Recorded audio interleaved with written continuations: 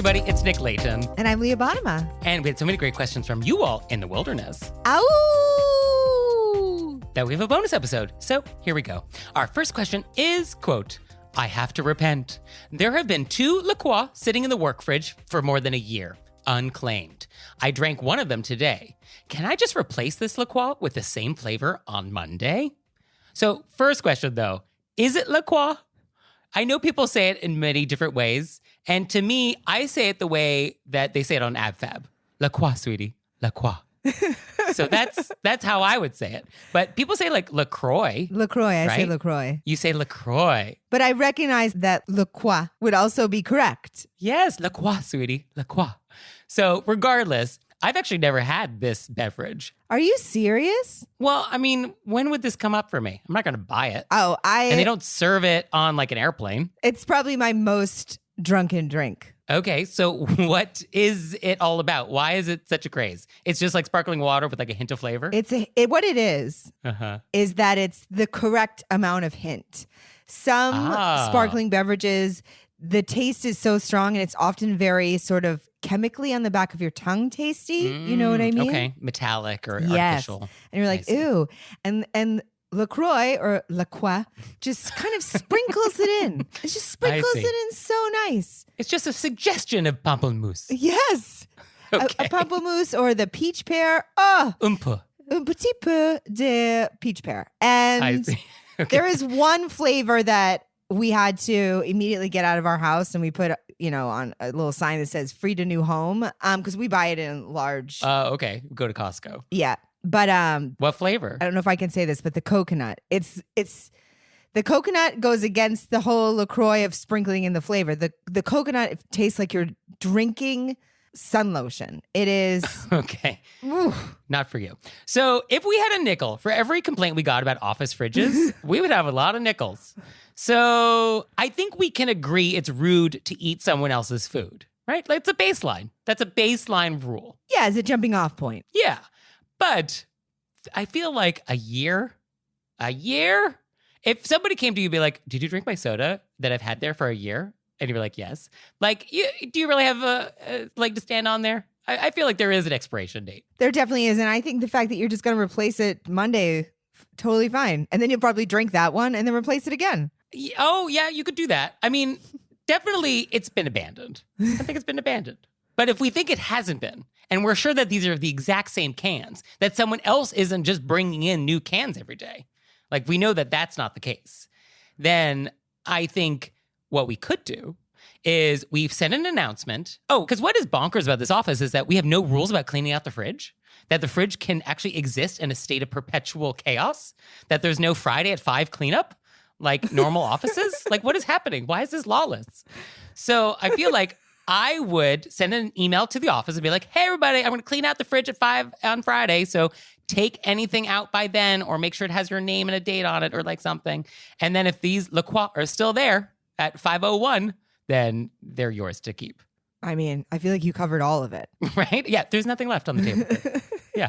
But yeah, I think something that's non-perishable like this, I think go for it after a year. Sure. But I do like the idea of replacing it on Monday. I like the idea of replacing it, but if it's been abandoned, then this replacement is going to be there as well. Yeah, but then you forever. can just drink it at the end of the week again. Then we would just drink it at the end of the week. Well, no, then I would just keep replacing it and drinking it myself, Wait, forever? Forever until I switch offices. And then would we leave the cans on your way out, or would you take them with you? And then we would leave the cans. I see. So the idea is that this fridge requires 2 cans of LaCroix at all times. Yeah, just to keep its essence. Well, it's sort of like the essence of LaCroix in the fridge. Yeah. Is like the essence of the flavor in the LaCroix. Oh, it's so beautiful. So beautiful. Okay. So I think it's nice that you repented, but I think you're in the clear. I think so too. So our next question is, quote, what's the etiquette surrounding renting a vacation house with friends? With most friends, we all research houses, share what we found, agree on dates and cost, and then reserve. But with one friend, we agreed to research, and then the next thing I knew, I had a voicemail saying, we're booked. I was annoyed that I had no input. She said she thought I'd be happy that she handled it. I'd love your thoughts. P.S. We never went on the trip together. I feel like there's so much in between the question and the PS that I Oh. wish that we Oh. had gotten. Yeah, no, there's a little chapter in the middle that it's missing here. Yeah. What a PS. PS. Yeah, we were going to go on a vacation and now we're not friends. Yeah. Yeah, that's it. So when I read this question, my first thought was like, who am I today? Because like a lot of times my feeling about certain things kind of just depends on my mood. Like, am I caffeinated enough? Have I rested? Am I in a good mood or not? So for this, I don't know. Like, I definitely make decisions all day long. And I'm handling logistics and I'm trying to stay precise and I'm trying to make sure like life happens. And so there is something very nice about someone else booking a vacation for me and just telling me how much it is, where I got to show up. Like, I do like that idea that like, oh, someone did take care of it all and how wonderful. So part of me is like, oh, I like that. I don't like that there was like no input and like that wasn't our deal though. So I think there was an error there to just assume that me booking it was okay without any conversation. Yeah, I think that if you're going to book something, I think the standard is, in general, people do where they share the research, they talk about dates, they go back and forth. And if you're not going to do that, then there's a conversation. If I see something good, should I just book it? Yes. Or they like, I'm happy with these dates. I'm happy to spend up to, $500. So then have at it. I trust your taste. Yeah. Just tell me where to send the money and when to show up. Like, that's a world we could live in if we had that conversation. If we had the conversation, or your friend could have said, hey, I saw this, I booked it. I can still get full refund. It's full refund within so many hours, but I just wanted to hold it as a placeholder. What do you think? I like that. Yes, I like that. And then I definitely think that if our letter writer had said, oh, I was annoyed, or hey, I wanted to have endpoint, and then the person just responded with, oh, I thought you would have been happy, then that's not cool. That is not cool. It's a little defensive, and it's not a good excuse for doing a bad thing. Right. I mean, I can see the other side, though. The friend was like, no good deed goes unpunished. I did all this research and all this work, and I took care of it. I put it on my own credit card, and they're not grateful. So I can see that that's what that person is thinking. Yeah, but then the answer to that person is like, nobody asked you to. We were doing a group thing, and how would you know how much we wanted to spend, the dates we were going, where we wanted to go? Yeah. So my guess is that I thought you'd be happy, that conversation did not end well. And so our letter writer was like, well, I'm not going to go then. And then we got that PS, which we would love the chapters in the middle. So I think in general, yeah, I think if we're going to book a vacation, everyone needs to be on the same page. Because also, if you're not on the same page during the booking part, the actual vacation is going to be real rough. Absolutely. And I think our letter writer is totally correct to be, I don't think they use this word, but annoyed by, oh, they did. I was annoyed. They use the word. They did. There it is.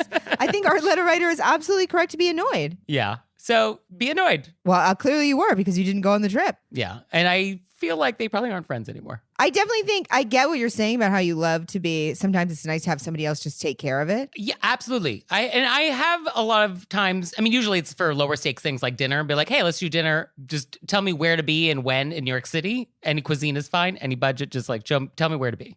And like, I'll be there. And just send me the iCal invite. And so that's fine. And I've done vacations where it's sort of like, let's go somewhere, like, here are the parameters, have at it. And I just think the difference is that that's the conversation before. And obviously that Yes. didn't happen. Everybody thought they were researching. Yes. No, I don't want to get a text be like, I booked a trip to Bhutan, guys. Okay, send me your credit card. It's like, no, that's not how that works.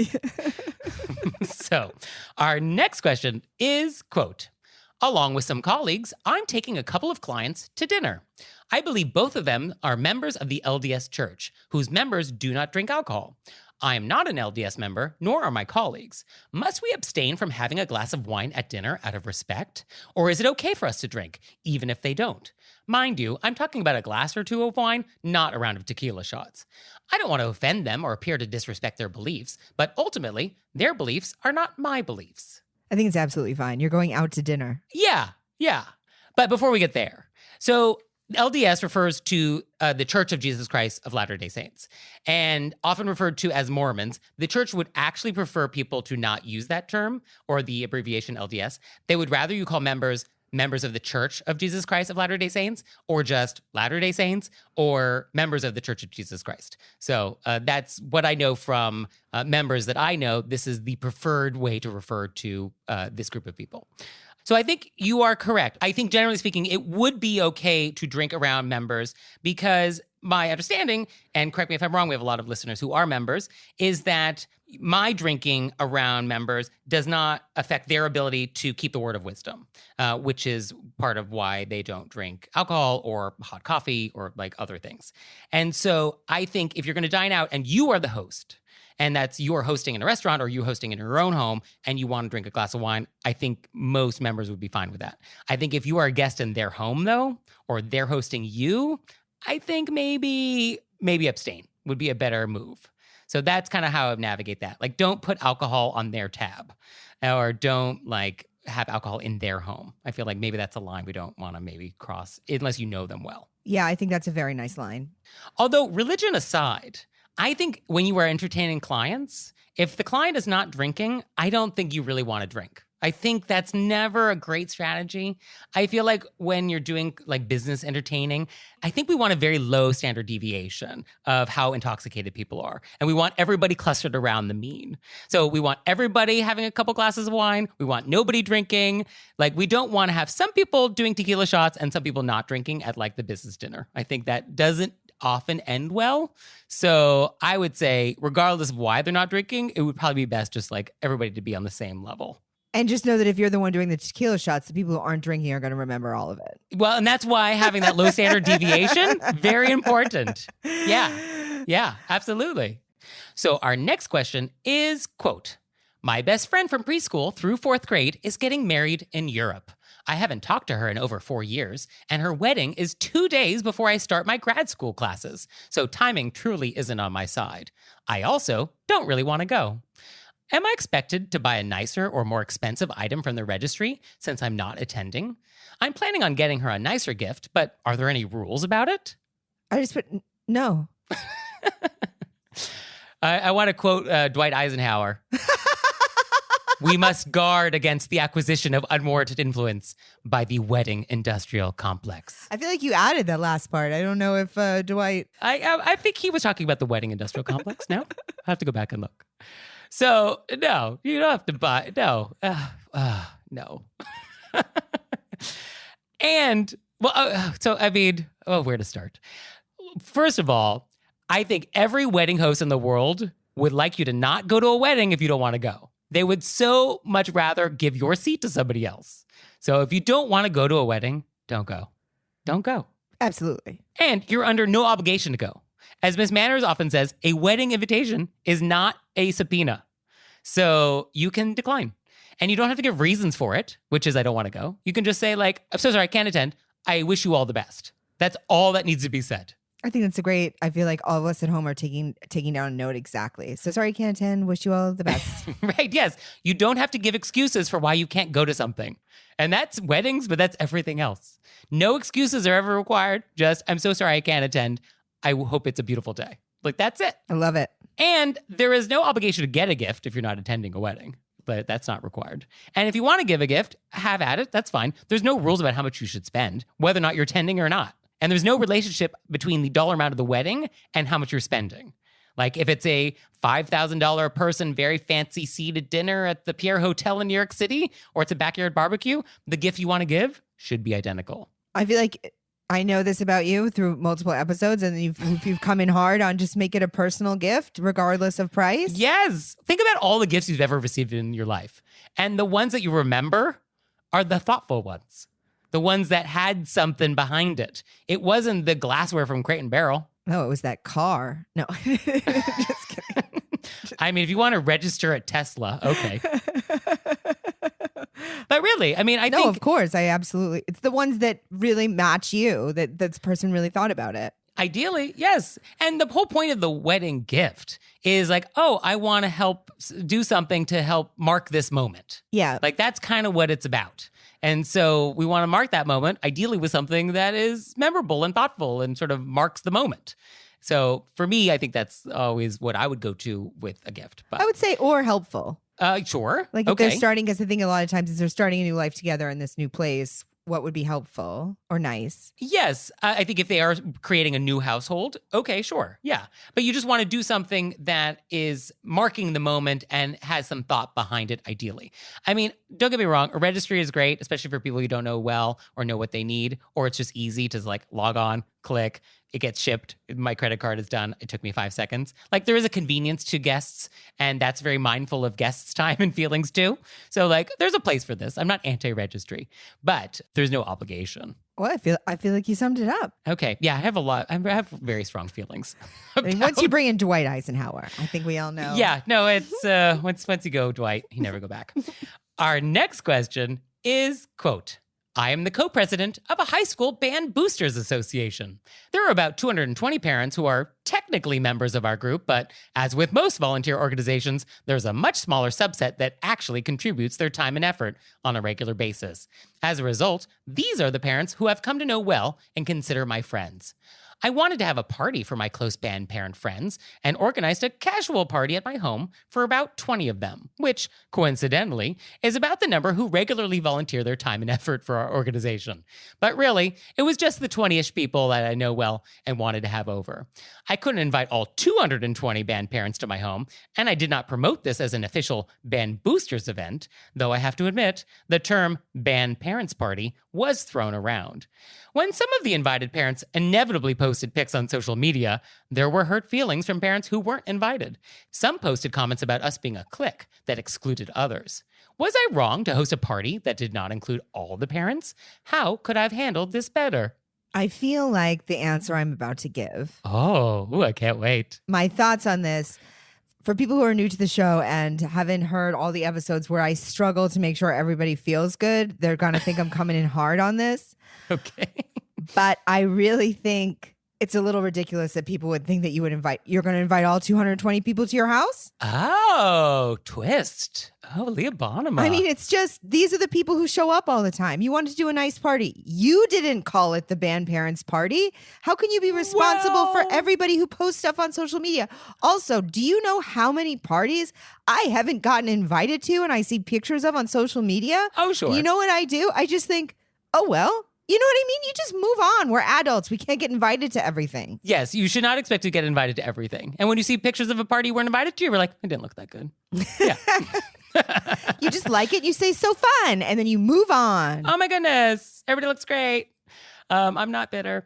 Well, here's the thing. I'm reading maybe between the lines. Part of me feels like we had this party to make a point that only some people are pulling their weight around here and a lot of you aren't. And so I kind of think that this was designed to send a signal to all the people that were not invited. Woo! But then in which case they actually achieved it. So why are we writing the question? You got exactly what you wanted. Well, because I think it probably blew up in a way that they thought was not expected. I don't think they expected the pushback that they got. I love how you read between the lines. I never would have got that. I mean, that's a little cynical, but that's a world we live in. So I feel like that's on the table. It's okay. I can see that would be on the table. But was I wrong to host a party that did not include the parents, all the parents? You couldn't have. You have a house big enough for 220 people? I don't think so. Yeah. So what, are you not going to have a party at all? I mean, you didn't call it, as long as you didn't call it band party, if it's just some people coming over. I understand feeling bad. And I think on some other days, I may come in differently on this. But the fact is that what are you going to do? Never have parties because everybody can't be happy? I mean, it's unworkable. I mean, I guess you could ask people not to post. You could say, hey, I couldn't invite everybody because of numbers. Please don't post. Oh, good luck with that. Come on. But I mean, so what's the other option? No party? Well, I think the idea is let's have a party, but make it a party and not only people that are part of the band. So you should randomly throw in people that are in other parts of your life to make it look good. Yeah, throw in Jasper from down the street. Yeah, invite Aunt Karen. Sure. No, I mean, that's not realistic either. Okay. I'm no, but I see what you're saying. No, it is hard because it's like, I get why people feel bad, but also you can't invite 220 people, especially people that show up like. But then who makes the cut and who doesn't make the cut? Like, why was I not invited? Well, obviously you weren't invited because they don't like you as much and you don't show up to all the meetings. I mean, that's just life. That's just life. That's true. It is just life, yeah. One idea is that we have to create a thing called the executive committee. And this is a group of band parents in the Boosters Association that does the stuff. And so we called that group the executive committee. And so this party was for the executive committee members. And if you want to be in the executive committee, how wonderful. These are the things that you have to do. And if you don't, then no problem. But then you don't get to come to the party at my house. So I think that would be one way out of this in the future. Yep. I mean, I see that. Yeah. Because I think, my house is only so big. And grow up, people. Yeah, you can't go to everything. I think this is unfortunately one of the downfalls of social media is that people often feel bad. You know what I mean? Oh, yeah. It's designed for FOMO. Sure, absolutely. And I have noticed that the people that are always bent out of shape about not being invited to things are the people who never host anything. And it's like, you cannot expect to be a guest all the time if you never host. So next time you are feeling aggrieved that you're left out of something, think, when was the last time I hosted something? When was the last time I invited people to do stuff? Yeah, never? Okay, well then, check yourself. But I also think it's also like just not about you. Like this person volunteers, probably does a lot of work. These are the people they see all the time. These are their close friends. That's what got invited. It's just not. So I think our host, I see why they feel bad, but also I think you're allowed to invite the people that you spend your most time with. Yeah. And if somebody came to me directly, I would say, absolutely understand why your feelings would be hurt. I'm sorry. Obviously I don't have that much space. I just invited the people that If somebody was so bold as to reach out to you directly to ask why they were not invited to something, which PS is not something you should ever do. You should never confront the host about why you did not receive an invitation, ever. I feel like some of these people are probably so bold if they're commenting on social media on people's photos. Oh, yeah. No, these people are rude. Yeah, absolutely. It does happen. I'm not saying it doesn't happen. I'm just saying you should never do it. So were you going to say what they should say if somebody reaches out to you directly? Yeah, if somebody is so bold to do so, I guess you would just apologize and be like, unfortunately, there was a capacity issue. Yeah, I would just say that. But I look forward to seeing you at the next meeting. Yeah. Yeah. Okay. But they can't invite all the people and they want to have the party. So bienvenido to life. So our next thing is event, or maybe it's a request for some clarification. Quote, recently, my mother had an appointment at the hospital, and there's a large revolving door at the entrance, the kind that moves by itself, no pushing required. I left my mother in the waiting room and went out to bring the car around, and imagine my surprise when a man I didn't know stepped into the pie wedge with me. What? Yes, the wedges are large enough for more than one person, but really? I was already uncomfortable sharing a small space with a stranger, and it didn't help that the people in the wedge in front of us kept triggering the safety stop mechanism. When we finally escaped pie wedge purgatory, I moved as quickly as possible to get away from him. But was this an etiquette crime? What is the appropriate revolving door etiquette? I cannot fathom getting into a compartment with somebody I don't know. I immediately thought of a friend of mine who's a great comedian. Her name is Erin Jackson. She has a joke about this because it's one of her biggest pet peeves, about somebody getting in behind her in the revolving door. Yeah. So I immediately thought of it because, yes, I find it, why would you getting in with a stranger in a small compartment? That's just wait for the next thing. Yeah. One of the pillars of etiquette is being mindful of other people's space. And even though this was, I guess, sort of a bigger pie wedge kind of thing, maybe it's sort of like airport sized, still, this is not hundreds of square feet. Like, this is still cozy. And also not necessary. Like, wait 2 seconds for the next wedge to come around. 2 seconds. Like, not even probably 2 seconds. It's probably not even 2 seconds. Yeah. Come on. Like, you can wait. So, yeah, we will validate you. Absolutely. Someday it would just be so fun. Not that I would ever do this, but how fun if somebody got behind you and you just turned around and you were like, really? That's what you want to do? Like, really? Why would you get in here with me? And I cannot tell you the number of times I have been in a revolving door and there are people trying to get in, blocking the entire exit. Yes. And you're like, I have to go somewhere, people. And so I've actually had to loop around, go around again, because they're like, I can't exit this roundabout. I feel like I don't often take revolving doors out of a fear that somebody will get in with me. And I'll just be like, I'm going to go to the side where the push door is and not... Obviously in hospitals, like those are hospitals and airports, it's mostly revolving doors. And I would think particularly in a hospital where people are like dealing with health issues and coming and going, I would give people space. Oh, yes. For so many reasons. So many reasons. Yeah, no, personal space. Everybody has slightly different definitions of what constitutes adequate personal space. Well, I think some people are just thinking about their space and not other people's. So, do you have a vent for us, or a repent, or some questions? Please send them to us. Send them to us through our website, wereraisedbywolves.com, or you can leave us a voicemail or send us a text message, 267-CALL-RBW. And we'll see you next time. Bye. Bye.